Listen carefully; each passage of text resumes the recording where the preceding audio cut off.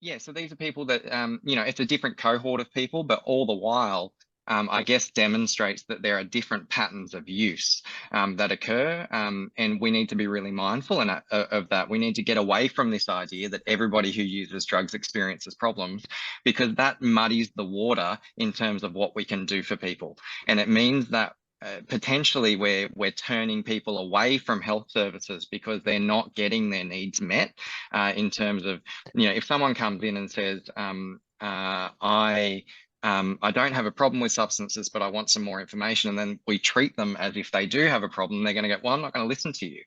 I certainly wouldn't. And then the flip side is also true in the sense that if we think that if we disregard the fact that people who are approaching our clinics, and we're not asking them whether or not their relationships with substances are good or not so good, then we're also not meeting that need of that person by genuinely engaging with them in a conversation about their substance use. So I'm Sure. hoping that makes sense, but Yep. I'll leave it there. Thanks. Thanks, Sean. Um, Michael, I think you were somebody that was very sure of what was in the substances that you were taking. For 8 years, you were a self-described doctor shopper. Yeah. So can you take us through what led you into seeking prescription medication on a daily basis and where that took you? Yeah, so I'd say from the age of about 14, I always mucked around with different types of prescription medications like opioids, benzos, just little things here and there at mates' house, friends' houses, their parents would have stuff. And when you're kids, you get a bit curious and you start trying these little different tablets that are all up in the cupboard. And where it sort of started to become a really, really bad problem was my ex-partner. She come home, she had a surgery done on her back one day.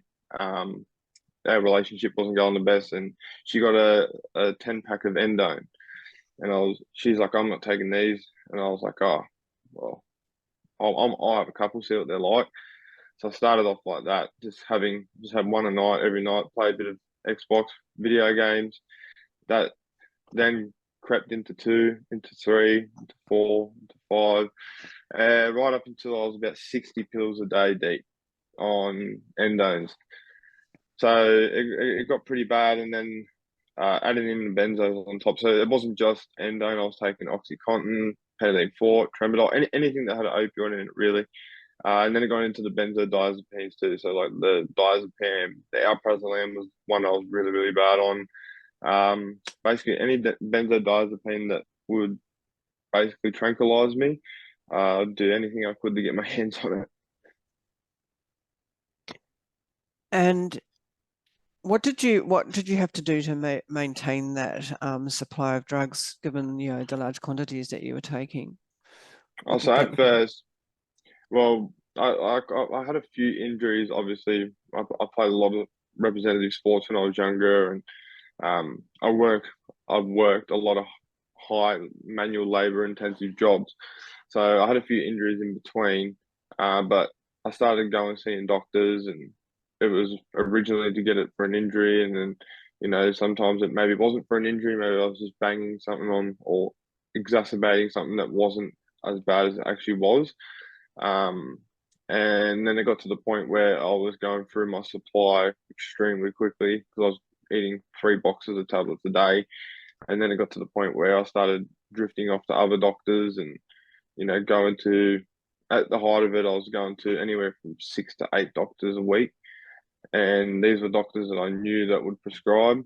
Um, Obviously, I had ways and techniques and ways that I could manipulate emotions and feelings of doctors so that they would give me what I wanted when I wanted it, if that makes sense. Yeah, yeah. And what was it that happened that what events that took place that brought an end to your career as a doctor shopper?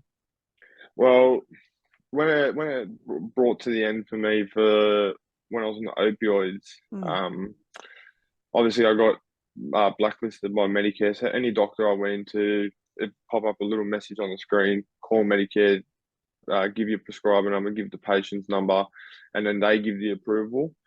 And there was only like 2 or 3 doctors by the end that would, because it sounds bad, but they would just ignore the message because I was just so down their throats and, you know, very over the top about, okay, I need this, I need that, I need this, I need that. Like and it was sort of like they not didn't care. It was just like, oh, like he's back again. Let's just get him out of the way. But yeah, it got to the point where Medicare eventually blacklisted me from everywhere. So every doctor I went to, they wouldn't give them to me. And that's when I substituted it with the benzos, and then same thing again. So with the benzos, that went on for another few years. I went into a doctor's surgery and said, "Oh, I'm here to get my alprazolam."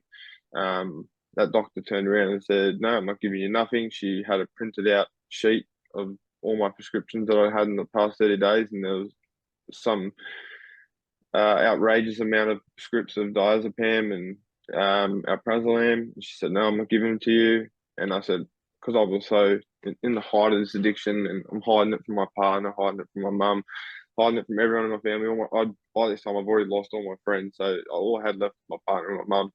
And I was like, all right, then, because they're already sus on me. They're like, we know you're getting something from the doctors. We just haven't. They'd caught me many times, but I was still hiding it from them. And I was like, okay, then if you're not going to give them to me, then you wouldn't mind calling my partner and letting her know that I'm not leaving here with anything today, to give her some reassurance. That's how bad I was. And she said, yeah, no worries, that's not a problem. And she called my partner.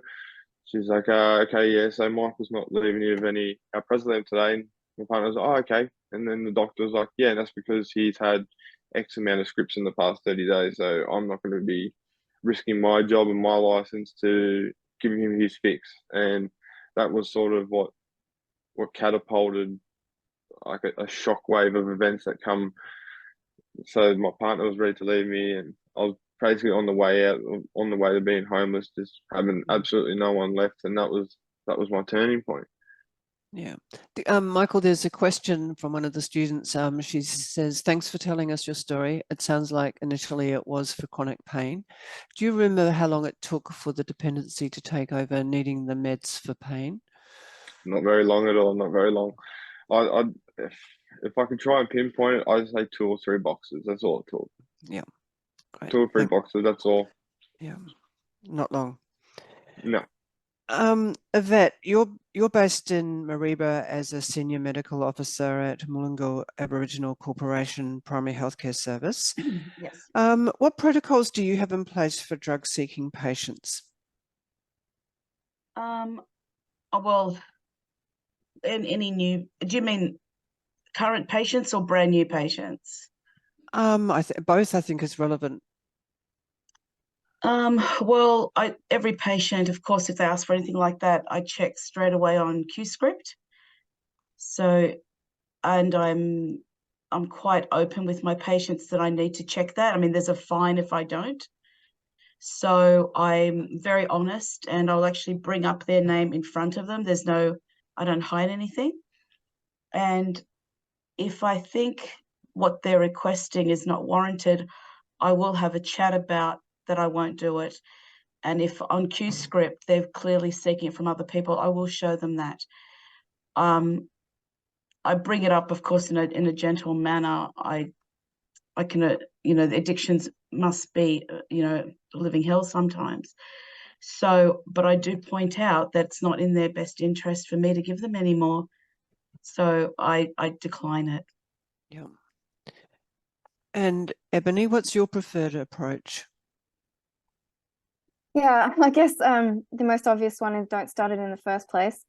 But having worked in the ATOD space for quite a few years, my first priority is really to build rapport with the patient and to try and develop a relationship so that the patient has a single prescriber and learns to trust me, and then we get some of the other stuff, like the health stuff, managed as best we can, or at least screened for a start. And once that basis or that foundation is there, then you can kind of start talking about, well, what are we actually going to do about this, and how are we going to manage this together? Because the thing is, if you stop or just don't prescribe opiates, or you just don't prescribe benzos for a person who is taking huge amounts, you're sending them into massive withdrawal, which for opiates is really uncomfortable. It's not dangerous, but it's really uncomfortable. And for benzos, it's dangerous. It's as dangerous as stopping alcohol just cold turkey, and can lead to seizures and death. And so there's a way to do this stuff that actually keeps the patient safe and allows you to actually provide the long-term care that you need. So, every person's different, but I think that sometimes that need for humanity is the word that comes to my mind, is often forgotten. Yes, we have rules, absolutely. And I'm not saying that anyone should contravene those, but unless you have a relationship with a patient and you have that initial rapport and you get that sense of trust, nothing else flows. So that's my priority in the first instance. Thanks, Ebony. And Can I just, sorry, sure. Yeah. I was just going to add to that, and congratulate both of the and say thank you, Michael, for sharing your story too. But congratulate both Ebony and Yvette on being awesome. I think the key really is engagement and rapport and getting to know people and understanding what's going on for them. Just obviously just want to throw my support behind that. What you said, Ebony, about the obviously not wanting to contravene any rules and regulations and all that sort of stuff, but just recently we saw an issue in Queensland where a GP was reprimanded by APRA, who had about 1,500 patients on their books prescribing opioids dependence treatment, sorry. The reason why I bring that up is because the rules had been broken, but what that led to, the response from the system, was actually just dropping 1,500 patients without anywhere to go. So there's a real problem in the way that we approach and we manage this as a system, and we've got to do things in a smart and thoughtful way that's person-centered. Too often it's kind of like computer says no, and that's it. And then people get left without care. And can I just add one more thing? Can we move away from the term doctor shopping? I think that it's a how do you describe it? Like a person who's dependent on any kind of substance is going to seek that substance from somewhere, because it hurts to give it up, and it hurts to stop. So I think that it's really important that we recognize that actually a person who's looking for other ways to get that substance is looking for it because it's incredibly challenging to stop. If we look at it from that person's perspective, perhaps we can do what Ebony and Yvette kind of alluded to, which is build a little bit more rapport and a little bit more care. Thanks, Sean. Ebony, there's a question from one of the students. You mentioned to not start in the first place. Do you know of any strategies to see the initial trends or signs, and how do you stop them from seeking other doctors? I guess it comes down a lot to education. So if I do start an opiate for somebody, or I do start a benzodiazepine for somebody, I'm very clear that it's a short-term medication, that these medications are highly addictive, and that with resolution of the acute problem, that taking them long-term is not appropriate, and in fact actually makes pain worse. So I talk about upregulation of the pain system and what that means, and tolerance, the phenomenons that go along with benzos and opiates particularly. And so that the person leaves my room with the script, but also with a very clear understanding of what the expectations are for the duration of this treatment and what the risks are to them should they carry it on.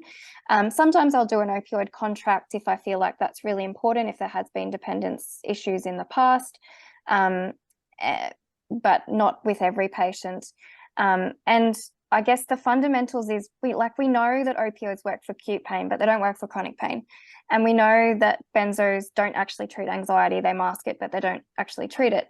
And so addressing the underlying issue, you know, maybe there's a shoulder issue that they need surgery on, or maybe an orthopedic review, or maybe they need physio, or maybe they need a steroid injection, or maybe they actually need Panadol and Nurofen first line, and maybe there's something else that we could be giving instead of opiates.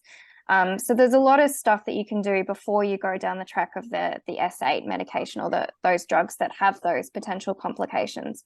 And so I guess it's more just a flag for me that if I'm thinking about starting an opioid, then I need to make sure that I have given every bit of information about what this drug could do for the person, just like I would with a blood pressure medication, before I hand that script over. And so that the patient knows what risk they're taking by taking that drug. Yeah, I guess that's my approach in a nutshell. Thanks, Ebony. I want to talk turn now to Shanna. Shanna, in 2015, you established Sober in the Country and then went on to be named Australia's Local Hero of the Year in 2022. But additionally, in 2015, you overcame an end-stage battle against alcohol addiction, and you've been speaking publicly about those struggles since. You described yourself then as a high-functioning alcoholic. What does that mean? Can I just firstly say thank you so much to the students who have tuned in, and thank you, Michael, and to the doctors and Sean and Meredith. It's always such an honour to be invited along to share on panels like this, and I really appreciate that. So actually in 2015 is when I finally overcame a lifelong battle with chronic alcohol addiction. I didn't establish Sober in the Country as a charity until 2019, and then in 2022 I was an Australian of the Year for the work I've done, so that's a bit of a timeline for you. Yeah, it's such an interesting thing to try and summarize the life of a person who has battled and nearly lost their life to, and then ultimately overcome horrific addiction. But one of the questions I asked Meredith and Evelyn before we popped on is, you know, kind of roughly what is the age group of the students? And I know you'll see and meet people from all sorts of different places and spaces and ages and whatnot. But I think, and it's so interesting looking at Michael. I mean, I don't know how old you are, Michael. You look like a young dude. And I'm 26. But you're So a fairly young still. You're a youngster. You know, and this is the thing, right? Not a single one of us wakes up and thinks, I think I'd like to set myself a life goal to become addicted to a substance and then go down a really crappy path and then be suicidal and then nearly dead. That's my life goal. That's my ambition, right? This stuff is always, always, always so complex. It is usually rooted in trauma. It is usually rooted in pain. It is usually in deeply repressed, unaddressed misery and pain internally that we cannot manage. And because this is a rural audience and a rural group, it's probably important for me to share with you guys that for me, my dream when I left my very privileged boarding school, which I went to, but FYI, I hated with a passion. I bloody hated it. It was a horrible institution and it did not do anything wonderful for me, but people would presume I'm privileged, right? That's actually where my mental torment began, because I was essentially a displaced person from the age of 10 when I was sent away to boarding school. When I left that school and took a gap year, I experienced a horrific gap year, during which time I was raped twice and sexually assaulted 5 times. That all happened in a 12-month period. So what I guess I'm sharing that with you guys because this stuff all happened on big stations and in rural and remote areas. And, you know, I was a good kid with the world at my feet. I was very loved by my family. But when I came out of that gap year and went into university, and I was the wild girl from the country who could do a shoey and outdrink any of the rugby players and do the dumbest, craziest shit you've ever seen on planet Earth, it made me popular and funny and accepted, right? And those are the things we all want as humans. We want to be accepted. We want to be cool. We want to be popular. But for me, it actually just ended up turning me into a performing monkey. I was performing tricks for the crowd. No one really cared what happened to me. They were just there for the entertainment. And then one day, that little girl with the world at her feet, with all of the lovely opportunities and whatnot in the planet, one day, 20 years later, as is the sliding scale of addiction, I had completely lost control. You know, a few schooners on a Friday night became a few schooners every weeknight, which became this, became that. Ultimately, in the end, it was several bottles of wine a night for me. And to go way back to your question there, Meredith, I did call myself a high-functioning alcoholic back then. I didn't understand terminology, right? But I called myself that because I had an amazing career. I had okay hair. I had an okay house. And there's this illusion in the world and in society that if someone is holding down a job and working a 14-hour day and has had a decent education or has a bloody white picket fence or a four-wheel drive and these rubbish material things that people gauge us on, then therefore we must be okay. And it's the greatest lie you've ever seen or heard in your life, right? And so, you know, I was one of these people who would vehemently deny that I was addicted, vehemently. I would get so aggressive, so angry, so sad. As Michael alluded to, and I loved your honesty, mate, I became a classic addicted person in the sense that I manipulated and twisted things for sympathy, because in the end I was so addicted that I did not want anyone getting between me and whatever was going to get me blackout drunk, which was always after 5 p.m. Those were my rules, which is another reason I decided I was not an addict, you know. And I was bottle shopping. Same thing, I'm seeking the substance, right? So I'd switch up bottle shops and I'd always make a joke at the, oh God, honestly, I just look back on it and I die of horror and shame. Everyone knew I was totally in deep and desperate struggle. But, you know, in rural Australia, we worship alcohol. We live in a culture where the same person who will sit sipping an expensive glass of wine will look down their nose and talk about the scourge of methamphetamines in our rural communities, and they will judge it, and they will never turn that mirror on themselves and realise the addiction is not just sitting there in drugs and hard drugs. Alcohol is a drug. It is the most deadly, the most addictive, and the greatest killer of any single drug in the world. But we don't say that.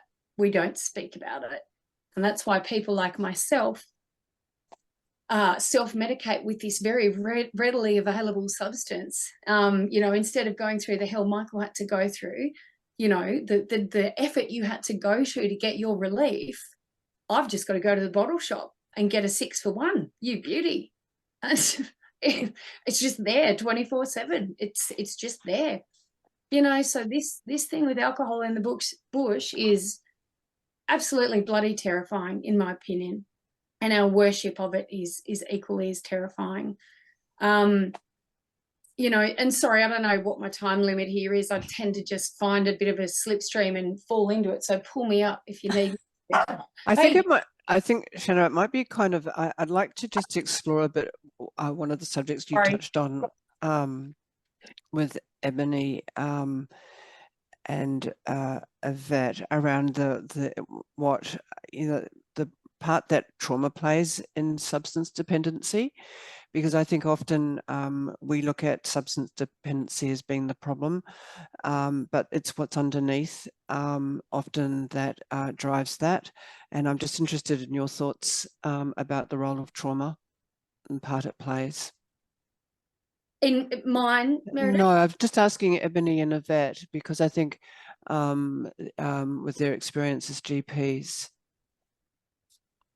Yeah, thanks, Meredith. And thanks, Shana and Michael, for sharing your stories. I know it's a very brave thing to do, so thank you. And it's really awesome to hear it coming from you, because you know I can speak till I'm blue in the face, but it doesn't mean anything. It's got to come from the people who go through it. I guess in summary, I have not met a single person that I've helped with a problem with dependency that did not have a trauma story. So yeah, it's a big deal.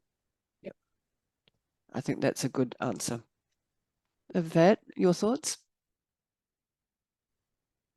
Okay, so I work in an Indigenous medical centre where we do have a portion of patients who consume, I'll call it an unsafe level of alcohol.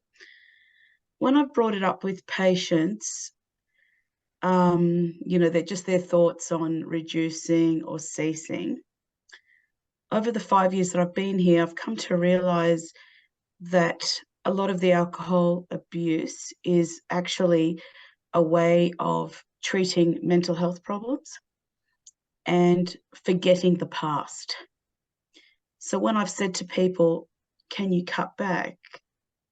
People, some of the ladies especially, it brings tears to their eyes, because the thought of cutting back means something that they've held crushed for years, that they can't even acknowledge, and that can be sexual assault, rape, their mother was taken from them, a whole bunch of stuff. I'm basically saying to them, please give up the alcohol and face that nightmare that is unfaceable, can't correct it, can't go back in time. So, you know, so to them, to stop drinking is going to unearth a nightmare, a living hell. So getting out of alcohol or drugs is very, very difficult. And even if I say, you know, we can offer you counselling, this, that, or the other, they don't want that either, because they've talked about it before and that didn't work. So, and they don't have anybody that they trust to talk about it to.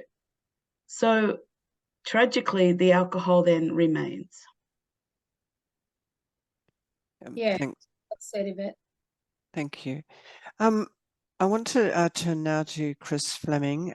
He's our final speaker. Chris is an associate professor in the School of Humanities and Communications Arts at Western Sydney University. And Chris is also a writer whose publications include Modern Conspiracy, The Importance of Being Paranoid, and his personal memoir on drugs. Chris, you believe the nature of your active addiction that went on for 20 years just didn't relate to drugs. What other areas of your life were affected? Well, yeah, it's a big question. I'll be as concise as I can. I mean, I came out of a childhood of, now it's called trauma, you know, a lot of bullying, things like that. But I had OCD from a very young age, in a very severe way, in a kind of life-stopping way. It was only years later that I realized that I thought 10 years into the addictions, and I thought, no, it's interesting, you know, it's well, one good thing is I don't have OCD anymore. I think the addiction medicated calmed that part of myself down. And so, but any, you know, any drug, any, you know, enormous amounts of alcohol. So I, you know, I ended up functioning, and I can't remember who said it, but there is a sense in which while you are kicking goals, and I was doing the things that I was expected to do, or people would hope for me, and everything looked like from the outside, it was fine. I mean, I looked like a bit of a train wreck in some ways, but academics can look like that. You know, getting a PhD or whatever, or traveling overseas. What was falling apart was the fact that I was in utter misery, and it you know, it destroyed a marriage, and I came very close to death. I can't tell you how many times, but I'm very lucky to be alive through all of this. So there's nothing that really escaped its influence. In fact, what allowed me to keep going was the success, the idea. It allowed me to fool myself and other people, because it looked like, how could this, you know, he can't be in trouble. He's doing well. And that allows the whole operation to be delayed, but it doesn't stop it forever in my case. So there was I mean, my whole life was really oriented around drugs, acquiring them, getting the means to get them, using them, recovering from using them. That was existence itself in a way. And yeah, so that it was everywhere, but it was, you know, it was in some ways as a radical and self-destructive extension of things, of a kind of patterns of behavior that were there from childhood. In some ways still there, but they can be channeled. Some of these pathologies can be channeled into superpowers.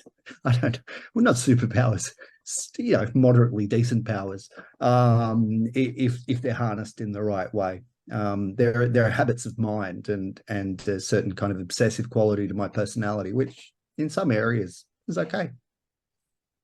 It's interesting that that it's almost a paradox, Chris, because you talk about the obsessive compulsive symptoms that you had as a young person, and then when you started using substances, that kind of they faded into the background. But the very nature of dependency is obsessive and compulsive, so it's one of those interesting kind of paradoxes, I think.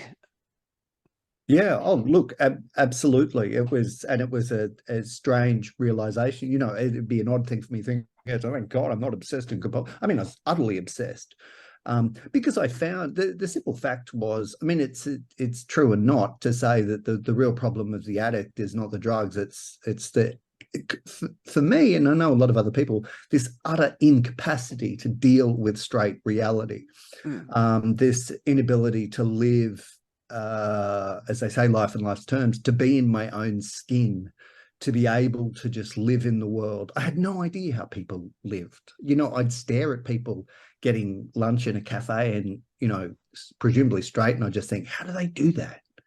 How can people enjoy themselves? How can people be at peace with anything? How can people enjoy a piece of music? Read a book, you know, all of these. Suddenly these became my ambitions. I didn't think I'd ever be able to do it, but I was stunned that anyone could live. You know, what do you do when you get up in the morning? And then after that, what do you do? But I had no, life just seemed to be agonizing. And the only thing that seemed, it didn't make it pleasant to have destroyed it, but it numbed me from the you know, banal terror of my own existence in a way. Yeah, and I think on your podcast, which we've put up for the students, you identified that your first addiction was music, and so perhaps it might be. I think that's a good introduction to the students of how, you know, those parts of us, you know, it's not necessarily about just the drugs. It's other areas of our life that it can be applied to. Oh yeah, look, absolutely. It was, I mean, music was the first kind of mind-altering experience, and there's nothing, you know, there's nothing wrong with that. Now, I'd rank, you know, in my current scheme of things, I'd rank a bath right up there. But there are certain things that will eat you and other things that won't eat you, right? Like you know, I have no problem with addiction in and of itself. It's a problem when it's a problem, to the extent that it's a problem, and if it's a problem. You know, like no one's going to say I'm really addicted to, you know, brushing my teeth. I do it every day compulsively, you know, like at the nighttime. But for me, you know, like there were signs of transcendence in music. It was just an astonishing effect it had on me. I got dizzy and almost felt sick as a kid, you know, like I was amazed that this invisible thing could have this physical impact on me, right?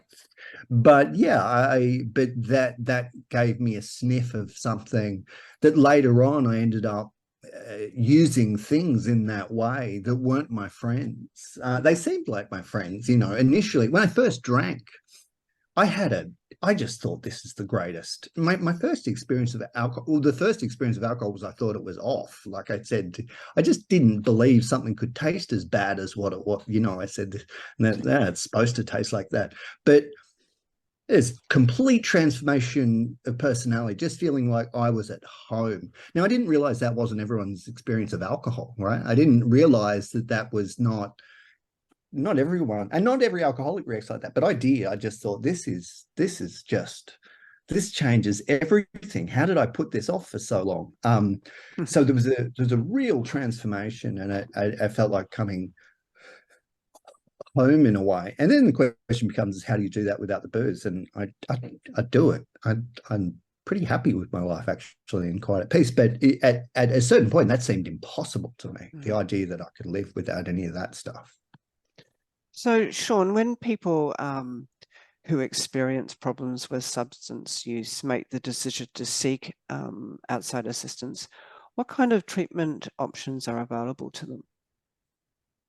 Look, there's a whole range of options. I think that everybody thinks initially that, you know, if you're not from the space, you think residential rehabilitation, and that's because it's what we see in the movies. You know, it actually only meets the need of a really small proportion of the population who experience problems with substances. There are a range of treatment options, you know, and coming back to any treatment worth its salt, if that's the right term, will look at what other issues are going on. It's not just going to be about the substances. You know, I think every speaker here tonight has kind of touched on that.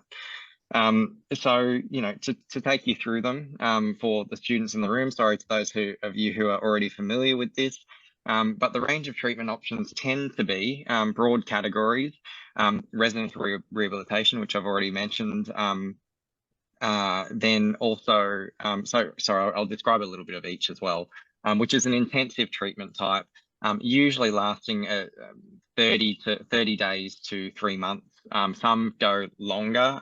More traditional residential rehabilitations go for quite some time longer, but there is a shift towards shorter term stays now.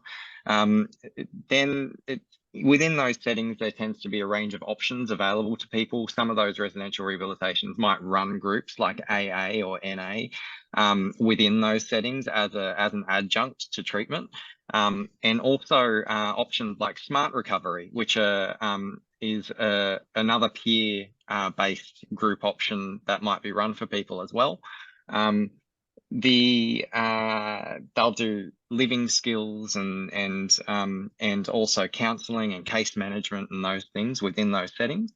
Then, aside from residential rehabilitation, you have things like psychosocial interventions, so community-based counselling and case management, which is by far and away the most common type of treatment available. You know, that might be received from an AOD specialist worker. It might be received from a psychologist or a social worker with AOD in their background.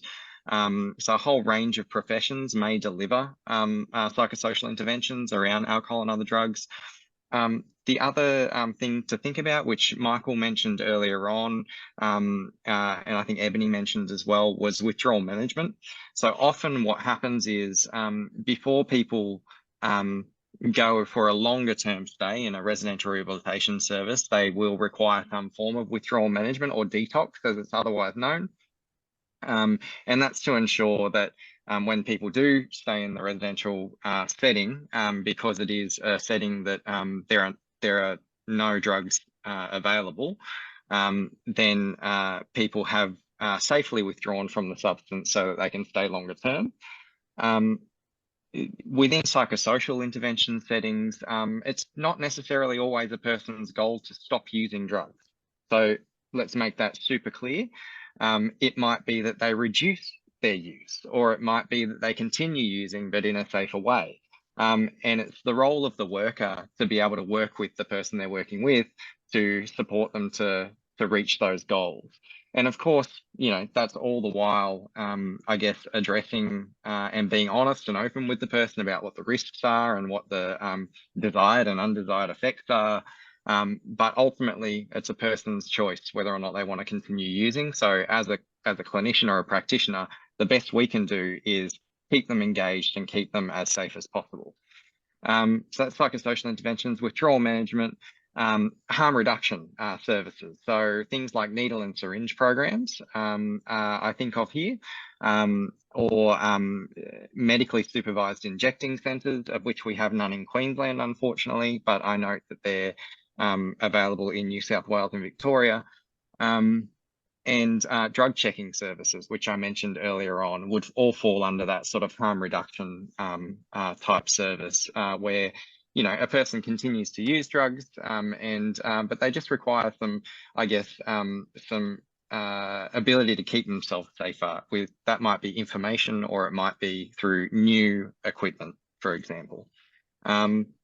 Whole range of services. That's the broad overview. Yeah, I'll stop thanks. there. That's fantastic. Thanks so much, Sean. Michael, I think, as I recall from when we spoke, that I don't think you went to a detox or rehab. I think you managed, you self-managed. Yeah. So I just, well, it sounds very cliche. I just woke up one day and I was like, enough's enough. And yeah, I just quit. But like I said, I quit the opioids.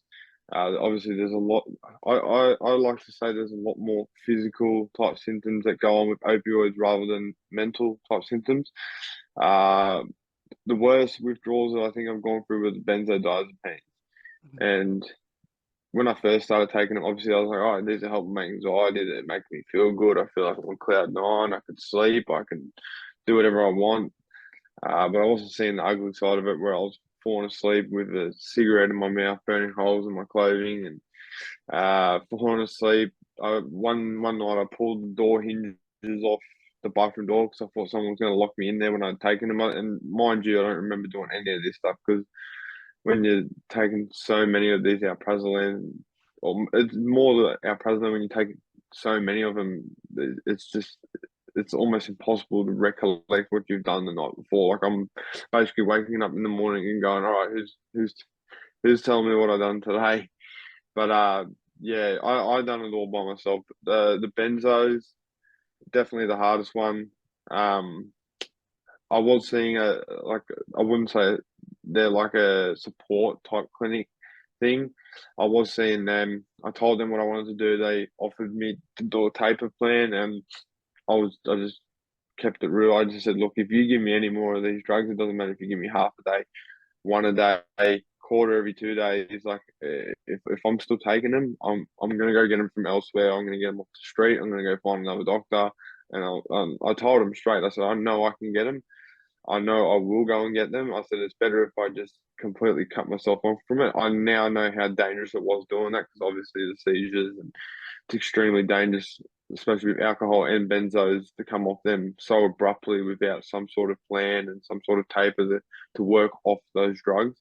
I'm very lucky, and I'm very thankful that I didn't have any dramas in regards to like seizures or anything major. I had a very extended and overextended withdrawal process, because when I went through the withdrawal process with the painkillers and the opioids, it was over and done with in about 3 to 4 weeks, let's say, at the very height of it. And I done the same thing. I went on Google. I was like, oh yeah, benzodiazepine withdrawal, 3 to 4 weeks. Okay, sweet. And then after 3 to 4 weeks, when it wasn't calming down, I was like, oh, okay, all right, what's going on here? And then like a month and a half, 2 months in, I'm like, all right, this is getting a bit out of hand. It wasn't until about 3 months in that I actually went to a doctor and said, all right, I'm having some, like, my mental health deteriorated something out of this world. And by the point that I did quit the benzos, like my mental health, my anxiety, panic attacks, they were actually coming through whilst I was on benzo. So that was probably the most frightening part of it, because I was like, I take these so I don't have panic attacks and I don't have anxiety attacks, I don't stress out and I don't freak out, and I'm freaking out while I'm taking these. And yeah, like I said, that was my turning point, and I've done it really all on my own. I'm sort of glad that I did, but it's probably not the best way I'd go about it, or I'd recommend anyone else to go about it. Each individual person's different and how they want to do it and how they want to achieve it. I'm very stubborn in the fact that I know myself too well. I know that if I'm on a taper plan, they send me home with 30, take 30 over 30 days, I'm going to take 30 in 2 days. Like, it's just, there's no ifs, ands, or buts about it. And I was very upfront and honest with them about it. So if you give me these tablets, I'm just going to take them. So you're better off just leaving me without it. And they were very good in supporting that. They'll just see me once a month just to check in. They started seeing me once every few days at the very start of the withdrawal process, and then once they saw that I was getting on pretty well, they extended it to like once a week. And it wasn't until after the very long 6 to 9 months that I was going through coming off these things that it eventually went back out to coming in every month. An amazing journey, Michael. Shanna, Sean mentioned AA and NA, that being Alcoholics Anonymous and Narcotics Anonymous, which are 12-step programs. Can you tell us about you tried to actually get an Alcoholics Anonymous meeting up and running in your community, and how that panned out for you? Yeah, I'd love to share that story. Michael, I love you. You're amazing. You just know, Yeah. you You wouldn't have loved me about 5 years ago, but I love you today, and thank you. honestly, that's really cool, mate. It just goes to show, doesn't it, what people can do. And similarly, I had no support. I had nothing, and but probably shared that same stubborn capacity to choose life one last time. So how lucky are we, mate? Exactly, that's right. Yeah, too many of us don't make it. So yeah, look, I was one of the very incredibly fortunate people. I was able to overcome my addiction, minus any of the things that are now just prolific and available 10 years later, which is amazing. And I knew very soon in the piece, I wanted to do something to help others. I remember as clear as anything sitting down with a piece of butcher's paper going, interesting, here I am, I'm 40 years of age, I can't have children, I've got some skills, I'm a public speaker, I'm pretty creative, I'm definitely an expert on alcohol addiction in the bush, I'm a rural woman. And I don't know, I just thought, how can I do something good, because a lot of the recurring themes, and I hope those of you who go into help as a professional cling to this bit of information. One of the most powerful and wonderful things you can do or suggest to those in recovery is get off your own bum and get out of your own head and go and do something for somebody else without expectation. Just go and go and give of yourself, And for me, I remember I think I first started working at like a homeless shelter here in my local area, just sweeping floors and cleaning dunnies and serving food and just being whatever use I could be. And then someone said, why don't you start an AA meeting? So I did that. And basically, AA gets a really bad rap. Gosh, a lot of people run it into the ground. It can do a lot of wonderful things for a lot of people. It's not for everybody, that's for sure. But I thought, well, I had nothing else. Like, I had no other information. So I thought, right, I'll give this a crack. And I had worked through the 12-step program, which essentially, you guys, if you don't know anything about AA, it pretty much works on a 12-step premise of step 1, admit that you can't bloody do this anymore. Step 2, get help. Step 3, go and make the people you've hurt understand, and just maybe say sorry for all the times you were an absolute twit. Righty right, goes through some pretty common steps. common sense stuff, actually. Anyway, I started the meeting, and the very long story short is that it was a total failure. I spent 1.5 years, I think, opening a building and closing a building. Nobody came. And what I now understand is that tiny bush and rural communities, there is no such thing as the concept of anonymity in a tiny country town. So let's say my mate Michael Short wants to come to my AA meeting on a Tuesday night at the church in the West, and Michael drives a big bloody jacked up red Hilux. Everyone knows Michael's going to AA, and the stigma is going to come at him thick and fast. There is no anonymity for that lovely young man seeking help. And so you can't help someone if you can't even get them through the door. And so at the end of the day, it can be an incredible tool for people where anonymity is in fact possible. When it's not, well, it's a shot duck before it's even out of the water. And that is pretty much what gave birth for Sober in the Country, many years of me trying. This charity was born out of me trying everything everyone told me I needed to do over and over and failing. And in the end, I said, righto, you mob, I've tried all of the things you said. Now I'm just going to have a crack at doing it, what I feel is the right thing to do. And I'm just going to speak the truth about booze in the bush. It's everywhere.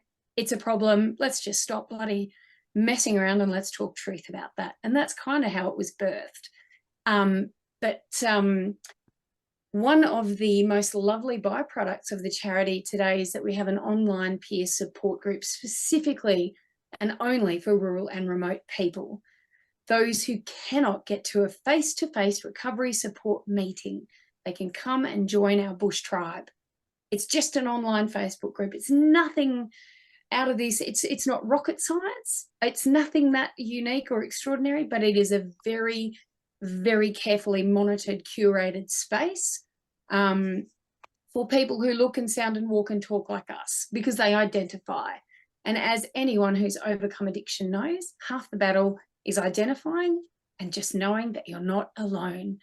And even though being addicted to alcohol or drugs looks the same, whether you're in Rome or Roma, same thing, different bloody geographic location, but the challenges and the hurdles that are very specific and unique to rural people are very different, very, very different. And so that's something that when people land in our bush tribe, they go, oh my God, you're my people. I get you. Ah, I thought I was alone. And it's so lovely. We have these people that just come from everywhere and they just land and they hang out. And we just very much actually similar to the premises of AA. We are not instructing, we're not coaching, we're not telling, we're not directing. We just share. We just share from our hearts. And it's so simple. And Bridie, to answer your question, lovely, just go to soberinthecountry.org, Bush Tribe, it's all on there. Yeah, you know, so it's just a simple online forum for rural people who get these challenges, who get it. And that is, as I say, very different to, I've got beautiful mates in inner city Sydney who are in recovery, and they have a choice of a dozen recovery face-to-face groups they go to in a week. And I'm like, you have no idea how lucky you are. I'd give anything to be able to walk into a room and hug another person and go, hi.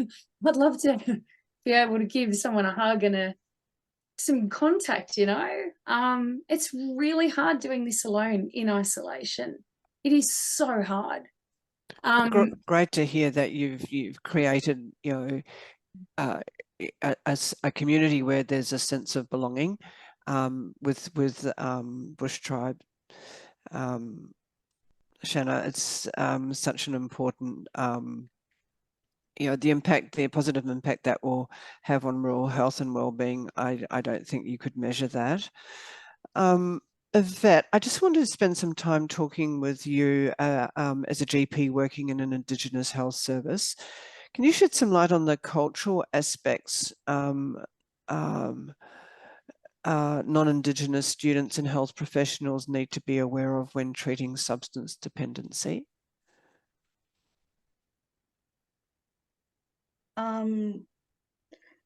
Sorry, what do you mean by the cultural aspects of drug dependency? Do you mean? So I think what are the cultural considerations that that you need to take on board when Okay. you're dealing with the Indigenous patients? Well, Indigenous people I'm from Mariba, so I'm only speaking for this community. There's a great sense of family, which is actually amazing and admirable in so many ways. So no one is ever denied access to your home. You share your food, you share your money, even if that comes at a cost to you. But one of the problems there is alcohol then plays a big part in some families' dynamics. It's provided by cousin such and such and uncle such and such, and we're all celebrating this and that, and you have to be a part of it. You have to consume the alcohol right along everybody else. It's not peer pressure per se, but it is a way of belonging and the way of accepting others. And that way you're not judging them either.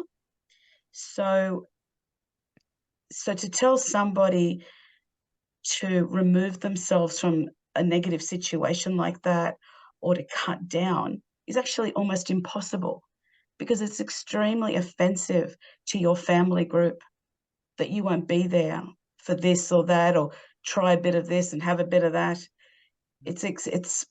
You can be ostracized for those sorts of things. Everyone here's related to everyone. So everywhere you go, you'd be at risk of being subjected to that kind of environment, if that family does that. I'm not saying every family does that, obviously.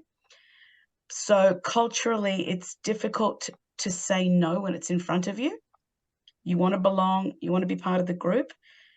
So, I used to live in Sydney before here, and it was much easier telling somebody, leave that group of friends. You don't need to hang around those people. You just cannot say that in this town. Everyone's everywhere. Everyone knows what I do. Everyone knows I went to the shop. No one has any privacy. So therefore you can't escape that environment. And it's also absolutely frowned upon if you don't accept everyone into your home if they need a place to live, share what you have. So you are inviting people that may bring alcohol and drugs into your house, and who will offer it to you, who will take offense if you don't have any. So that aspect is a really, really tough one. And the people who have made very hard decisions that I can't do this anymore have had to pack up and leave. No other option. And they know very well they're going to look bad to their family and the community because they did it. But I've seen people do it and they've just had to do it, but not an easy one. Yeah, thanks for that. That I think summarizes that very powerfully. Ebony, is there anything that you would like to add to that? No, I think Yvette sums that up beautifully. It's exactly what I've seen in the Cape as well. Yeah. Ebony, I just want to ask you also about a specific philosophy relating to being a medical practitioner and knowledge that you have, and to ask you to share what that philosophy is and how it frames your practice. Yeah, so I guess it comes from a number of different places, but you can only meet the person where they're at, and you can only provide the support and advice and care if that's something that that person wants. Ultimately, the person in front of you, patient, customer, whatever scenario you happen to be in, it's ultimately their life and their choice, and they're living a journey and they're coping the best that they can. And I think everybody's coping the best that they can, and they're doing what it is that makes their life as good as it can be at that particular moment. It might not be it might not help them, it might not be a good thing. And that's where because I know that some things are dangerous or unhelpful, or I know the pharmacokinetics of benzodiazepines, for example. I can share what I know and help the person to make an informed decision about their choice to continue to use something that they know is harming them, or use it in a safer way, kind of thing.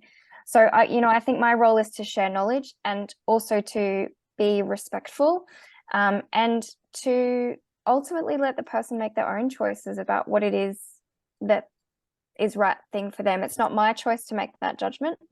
It's not my role to make a judgment call on how somebody else wants to live their life. My job is to listen and to care and to come from a place of care. I think people sense that. And it's the same as someone who is acutely psychotic, or has advanced dementia, or has just lost an arm or a leg. Like the way that you approach the person, your ethos as a clinician, if you emit care and respect to that person, it's something that people can feel, and it's something that people sense. It's like a sixth sense. They have this feeling of safety in your presence because you've come from a place of understanding and care and openness and respect.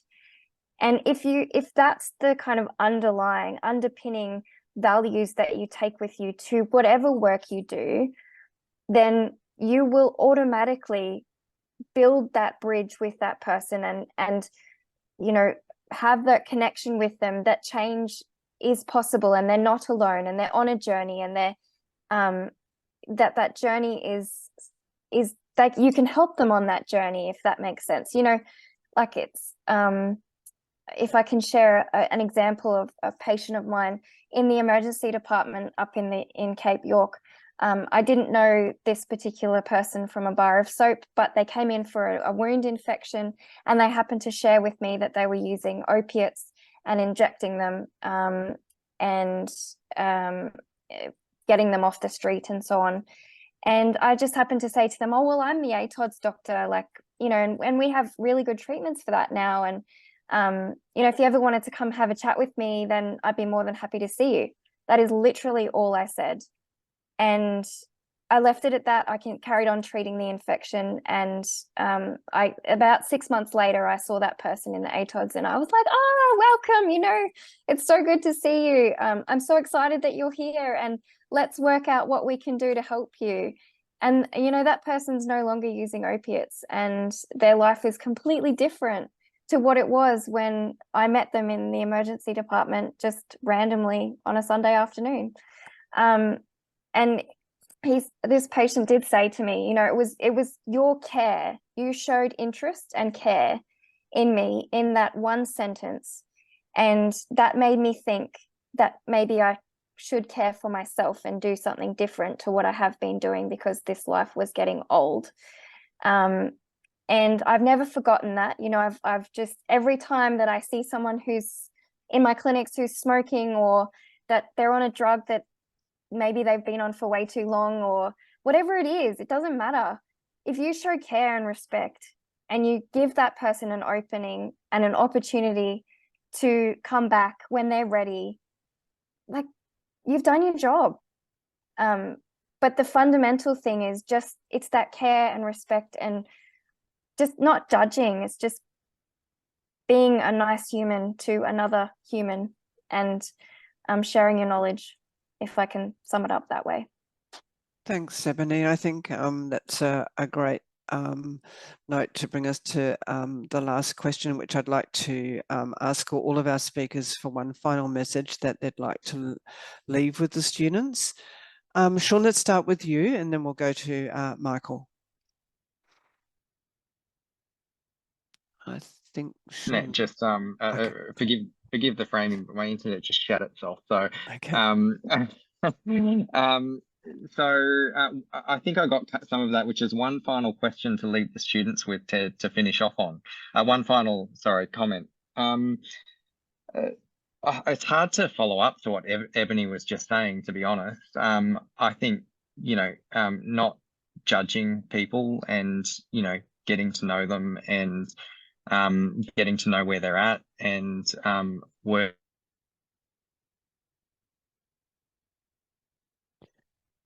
I think that Sean's experiencing ongoing IT issues.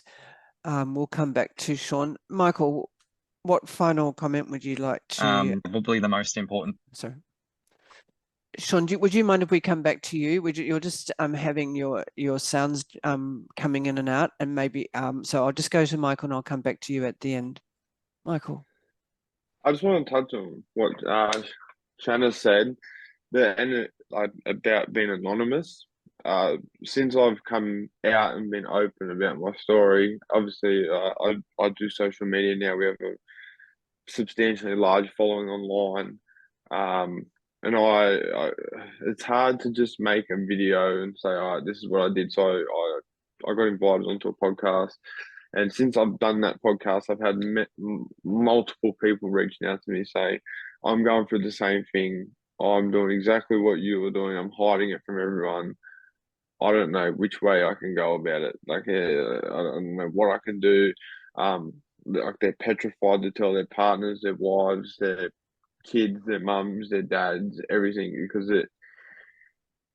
it's looked at a bit like, just say with your cocaine addictions, your methamphetamine addictions, it's looked at a whole lot differently than prescription, like painkiller and opioid and benzodiazepine addictions are.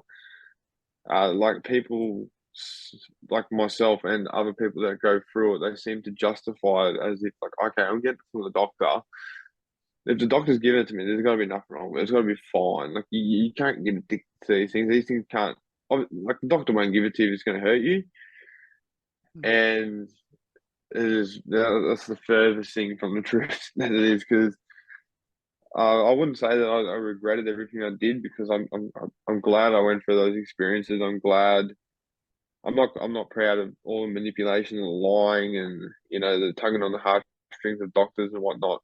But I'm grateful of the experience, and it helped in my recovery, going back to each and every single one of those doctors and actually admitting and apologizing to them, saying, "I'm sorry for what I did." Like, all these things that I come in and said, some of them weren't necessarily true. Some of them were blatant lies, and I was doing it just to get these tablets.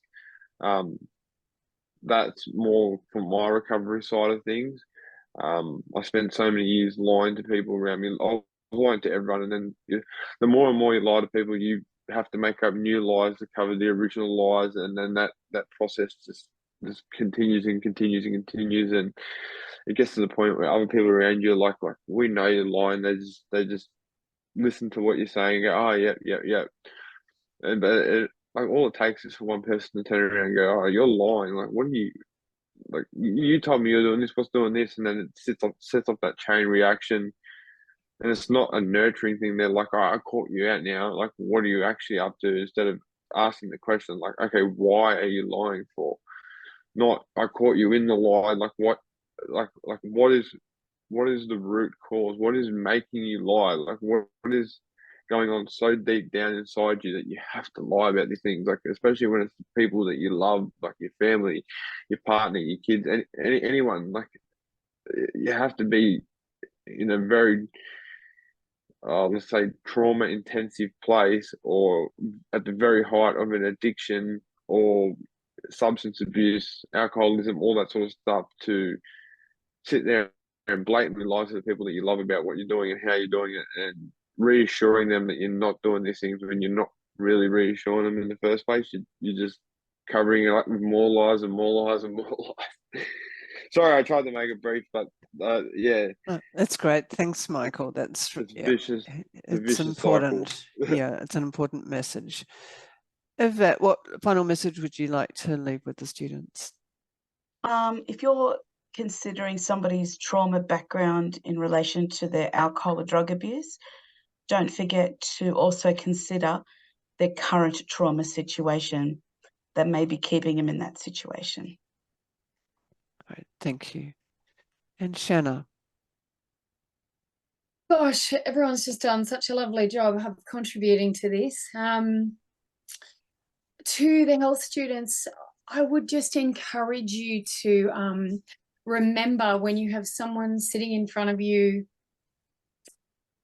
they're probably going to drive you mad at times. You're probably going to be frustrated and think, oh God, here she comes again. Or I know that's not how it works, but I know sometimes in our hearts, we can get that way. We can just get so burned out, so exhausted, so defeated by watching people self-destruct and die. Like I'm actually, as we speak, I'm on 7 weeks of annual leave because I have just got the most horrific burnout.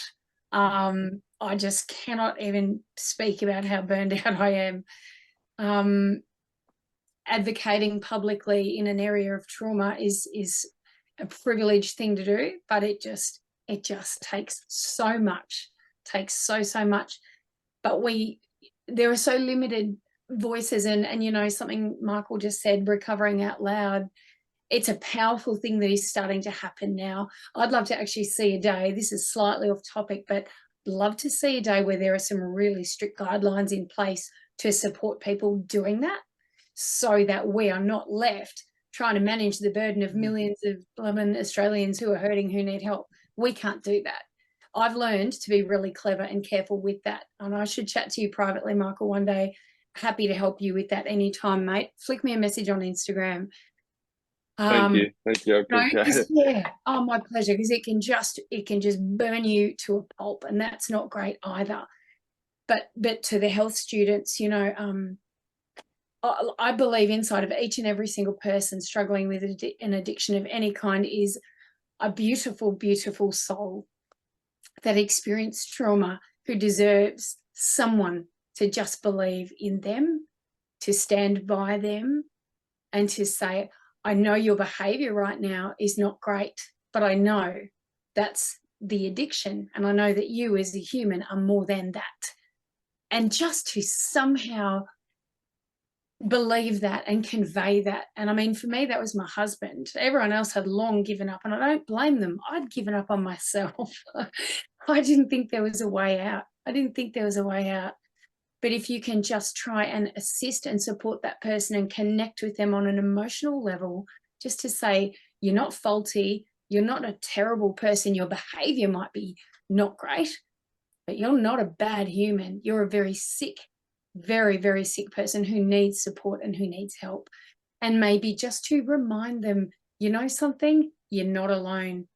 You are not alone. And if you can potentially convince that person in your care that while you might be able to assist them with medical detox or whatever the thing it is you might be doing, please just constantly say to them, you need to connect with others who are also experienced in overcoming this stuff. Get yourself to a group, get yourself to face-to-face support if you have it. And if you can't, get to online support and be utterly relentless about the pursuit of your own health and your own recovery. Because as Michael and I and Chris and those of us who've been in that fight can attest to, well, if I can be nearly 10 years free, honest to God, anyone can. So, you know, just use stories of people who've made it, and just remind them that they're worth fighting for, because they are. Yeah. Thanks, Shanna. And Chris. Thanks. So it's very hard to know what to add after all this. Is just two things that occurred to me. One's really obvious, is that very often, even when I went to a doctor and I suggested, I think I might have a problem with alcohol and drugs, they were like, yeah, I don't know, you seem to be doing pretty well. I mean, I think partly that it is just to have it on your horizon as a practitioner or a clinician, that this may be an issue, because and maybe this is not useful to say to people who are here, because it probably will be on your radar, but I'm still often stunned that so many people in the helping professions, it's not on their radar, unless, you know, someone walks in with a needle hanging out of their arm, or something like that. Then it's kind of not on the radar. So that's the first thing. And I mean, I think the second thing is that, I mean, and again, it's a really obvious point, but I think that people are different and there are a lot of tools out there. And I find my own impatience with people who say AA is really bad, or AA is the only solution, or you need to do this, or you can't do this, or you've got to there's the people that have solved all the problems. And now I wound up in the 12-step program, which was the last thing, the thing that I actually thought I hated the most. I went to a meeting, I thought, this is just I didn't even like the fonts. I just thought the whole thing was just awful and useless and, morally and intellectually bankrupt. Anyway, it saved my life. But I don't presume that that's going to necessarily be the answer for everybody. But for those people for whom it is the answer, it's a really good one. And for me, it's been a complete lifesaver. But there are many different paths, as people have said, home detoxing. There are just options, and you just keep trying. There are different avenues. So I think letting go of your own preconceptions as they seem to appear, your own favorites or not favorites, and realizing the contexts are different, people are different, but there's a huge number of tools and processes out there that you can engage in. If one doesn't suit, then there's another option there. So yeah, that'd be a couple of things anyway. Thank you, Chris. That's fantastic. Sean, 30 seconds. Can you do it? Thanks for coming back to me, Meredith. I think everybody's kind of mentioned a lot the things that, and I apologize if I wasn't around for this. One thing I'd like to say is, there's this kind of perception that people have to hit rock bottom for something to work or to be helped, and that is complete bollocks. Just wrong. So let go of that. Let go of that idea if you have it. There's always something that can be done to help if someone needs help. Even in the form of harm reduction, as I've mentioned earlier.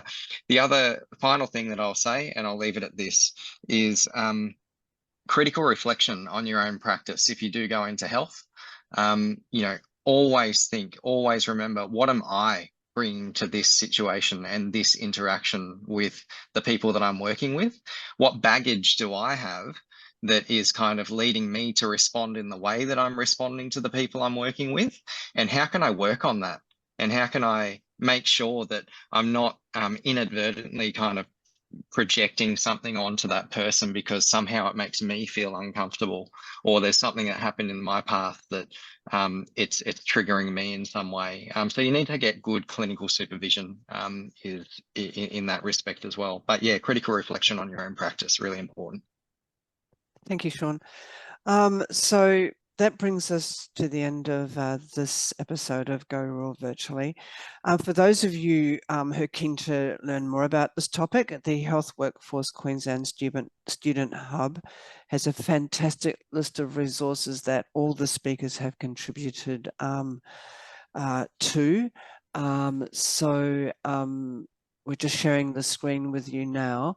If you click on the button under the influence dealing with dependency, that will take you to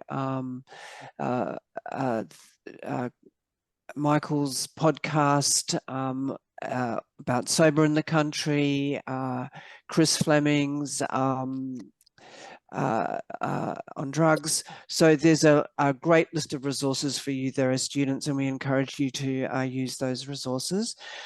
And if you'd like a replay of tonight's episode, or you'd like to share, we'll be putting a link up online over the next week or so. So that will be, you'll have access to that as well on that same, on the Go Raw Virtually page. But I'd like to express my gratitude to all the Go Raw Virtually speakers who so freely shared their time and experience with us tonight.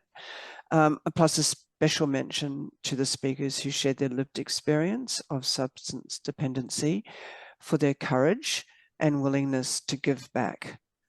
And finally, a special thank you to Health Workforce Queensland team members Evelyn and Wendy, who brought everyone together tonight. We'll be back in 2024 to explore new topics. So until then, thank you and good night.